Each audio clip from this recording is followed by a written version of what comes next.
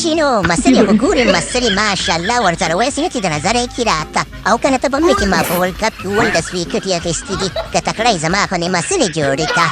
یاره بالکل ګلبدینه ماشاءالله ډېره ښایسته مسلې دې جوړې کړې دي ګردې دي ماشاءالله لکه د هګیو غوندې خبره داسې ده که نه چې دا راته وایي چې په دې مسلو کې دې څه شی ایښی دی سمدلاسه ښکته وایي چې هوا دې پکې اچولې نه شینو بیا زه چا سره دوکې نه کوم او د ځان سره خو بیخي دوکه نه کومه هوا مې ورته نه ده ورکړې دي یو خوا ته مې چې دی که نه شکوب الحسن منډلی دی او دې بلې خوا ته مې چې خبر هغه لټون داس دی که پاس دی هغه هم پکې ایښی دی یاره ګلبدینه خبره داسې ده که نه چې هر چې لټون داس دی پکې ایښی دی او که پول ټاس دی پکې ایښی دی خبره داسې ده که نه چې چمپش ټروفي را روانه ده او د خیره سره دې ورلډ کپ کې مې ولډ سپیکټ اخیستي و په هغې کې به د خیره سره شل اخلمه د چا د کسته به اخلمه که څنګه راشد خانه بالکل شینو خانه خبره داسې ده که نه چې ګلبدینه شینو ماشاءالله ورو هوښیارېږي خبره داسې ده که نه چې د خیر سره شتیم چمپش ټروفي را روانه د خیر سره تر زامنو پکې دي د وا زامنو پکې دي او چټې پټې په خټو کې نښتې بنګالیان هم پکې دي د خیر سره ټوله به چمړي وباسو مسلې ورته نه ویم غټې که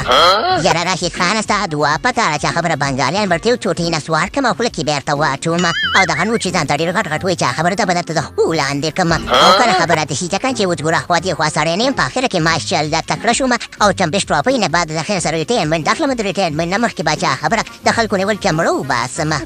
یاره ګلبدینه خبره داسې ده که چې ته ترېنه چمړه وباسې زه به درته ترېنه چا خبره کولمې لرې شاټینګ اینې پړپوس دا ګردې به ترېنه راوباسم او په پیچ کې به یې خوری کړم او د پاده به پرې بلدوزر وخېږم او که بلدوزر پرې نه ختو ښه چا خبره هغه د پاکستان اعظم خان د هغه پرې کینوم او سولوم راسولوم یې پرې یاره ګروپه د تا نه خو مې جار کې په دې ورلډ کپ کې چا خبره مکمل ورلډ کپ دې را جارو کړی و ټوله ډېر رنځونه پکې تا کړي وو او خبره داسې ده که نه چې د خیر سره روهي چاورمه کیرټاډم هم چا خبره ورلډ کپ یې خپل امید ته وګټو او ریټایرمنټ یې واخیستو هغه بل ویراټ کوهلي سولي د انوشکا میړه هم ریټایرمنټ واخیست ورلډ کپ یې وګټو زه به همدغسې کوم ورلډ کپ به ګټم او خپل د خیر سره به ریټایرمنټ به اخلم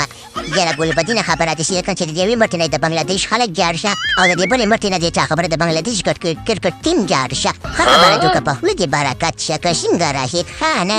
بالکل ګربز خانه د خیر د چمپش ټروفي را روانه ده او د خیره سره بیا هغې نه بعد به هر سړی خپل کار کوي په حیا عزت کې انسان لاړ شي نو ښه خبره ده ویراټ کوهلي د انوشکا میړه هم ښه چل وکړو او هغه بل څه ورته خېټاډ روهي چاول هم ښه کار وکړو چې په حیا عزت کې لاړل نو داسې هر یو لوبغاړي ته پکار چې په حیا عزت کې لاړ شي او باقي خبره داسې که ټریننګ وکړي ډېرې خبرې مه کوه نه چې نري پارې شي نو خوند نه کوي بیا که نه نو داسې ته که چې ټریننګ وکړو پروګرام تو ونه ګایه